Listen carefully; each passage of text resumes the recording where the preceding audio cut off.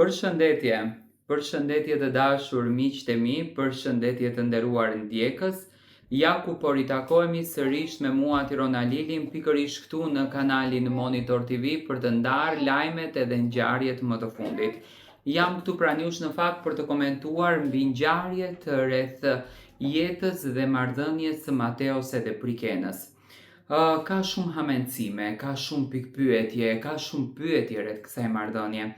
Mos transparenca e kësaj lidhje, mos e vërteta e kësaj lidhje, do me thënë të dalin edhe të flasin troç shiftja ashtu siç ju takon të flasin, e ka bërë situatën që do me thënë të ngriten dyshime shumë të mëdha te publiku. Por unë sot dua të sqaroj disa nga ato dyshime, do me thënë dua të flas pak për këtë marrëdhënie dhe pse kam folur shumë për këtë marrëdhënie.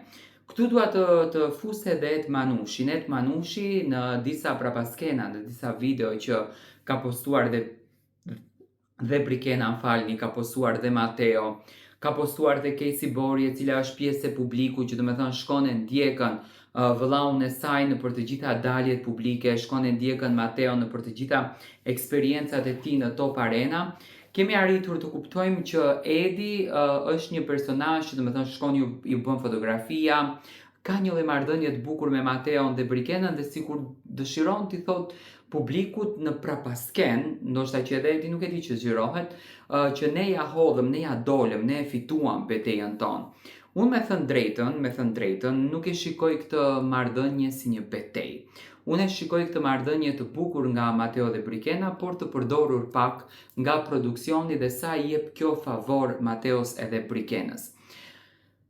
Tani duke qëndruar tek gjithë historitë që kanë ndodhur të Big Brotherave, të personazheve që janë krijuar nga reality show të këtilla, nga spektakle të këtilla, kam arritur të krijoj një konkluzion. Dhe konkluzioni im është që ato të cilët i qëndrojnë besnik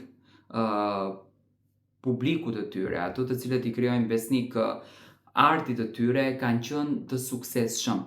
Brikena dhe Mateo jo që nuk janë serioz te publiku, do me thënë ato janë afër publikut, kanë ndarë edhe fotografia në për story, kanë patur përqafime, kanë patur takime jashta Top Arenës, por lëvizjet e tyre ngren dyshimet e publiku se çfarë më konkretisht po ndodh me to, se çfarë po ndodh me marrëdhënien e tyre. Dhe më pyesin mua shpesh o Tiron si e mendon ti, si e shikon ti. Unë e shikoj si një marrëdhënie të mrekullueshme, do me thënë nuk ka gjë mes Mateos dhe Brikenës, nuk ka problem mes Mateos dhe Brikenës, nuk ka inate, nuk ka urrëtie, nuk ka mlefe. Marrëdhënia e tyre është shumë e bukur, marrëdhënia e tyre është fantastike.